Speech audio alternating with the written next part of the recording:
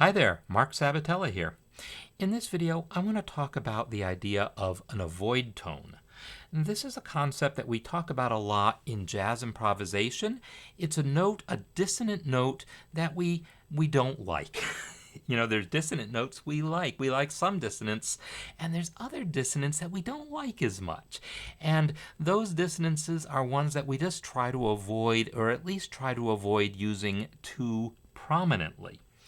So the specific example that always comes up, and it's what I'm going to talk about here, is the fourth over a major chord, by which I mean either a major triad or a dominant or major seventh chord. Any chord that has a major third in it, the fourth is considered an avoid tone. So for instance, if I have an F chord, B flat is usually considered an avoid tone.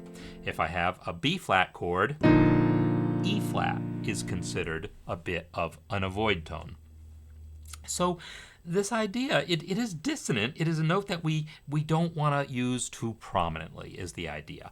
And it's not a unique concept to jazz improvisation. The same thing is going to come up if you're arranging music and you have a given chord progression and you're trying to voice the chords for a lot of instruments or for a piano. You're also going to want to know which are the notes that you want to treat carefully. And it's also going to come up if you're trying to reharmonize a melody, because you're going to want to avoid choosing a chord that turns a melody note into an avoid tone. So I want to show you an example here. This is a melody that I wrote, and then I put new chords underneath it, and it kind of turned a few notes into avoid tones, and I want to have you listen to it and see what you think. So I'm going to play from the beginning here. All right. Do I have to go any further for you to be able to hear that that is the F7 with the B flat over it? That is that avoid tone.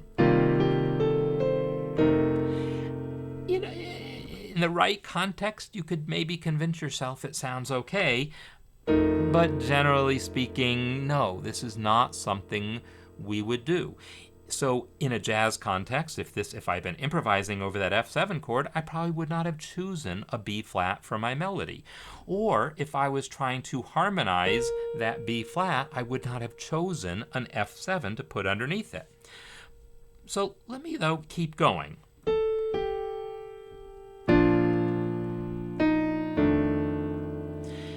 Now here I have the B flat chord, and then there's an E flat in the melody.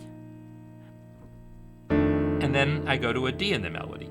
Now this D is, in jazz terms at least, a really pretty note. It's the 6th, it's the 13th. It is not an avoid tone, it's just a pretty color tone. If you don't like that note, well then fine, we can change it to a C if you don't want it to sound jazzy. But I want to focus on that E flat. You hear how, quickly I played it there? You think I got away with it? I think so. And that's kind of the point. If you don't call attention to these notes, they're fine as passing tones, which is what that really is. It's just a passing tone, and that's a fine way of using that note, kind of buried in the middle of a line as just an eighth note or shorter. Now the next measure has another example that I don't know. You listen to it and you tell me. So I'm talking that E flat that starts the line. Now again, it's just an eighth note. It's on the offbeat, but it starts the line.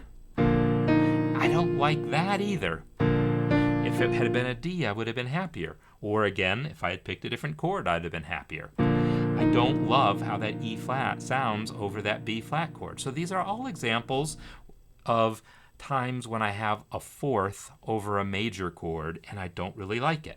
Now, you may have heard that A natural over the E flat chord and said, hey, this isn't so good either.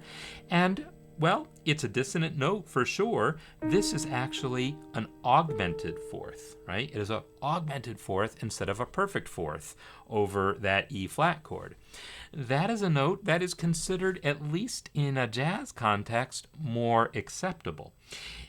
It's not unique to jazz. It's actually a sound that you will find in classical music and other contexts, but perhaps not as commonly as you hear it in jazz. So by all means, you want to be careful about all non-chord tones. If you're trying to, have a really kind of strict classical kind of sound to things, you want to make sure that you focus primarily on chord tones in your melodies. But if you're gonna use a non-chord tone, that's kind of a pretty one, I think. But this one, not so much. So that idea there, the perfect fourth over a major chord, in the right context, you can get away with it.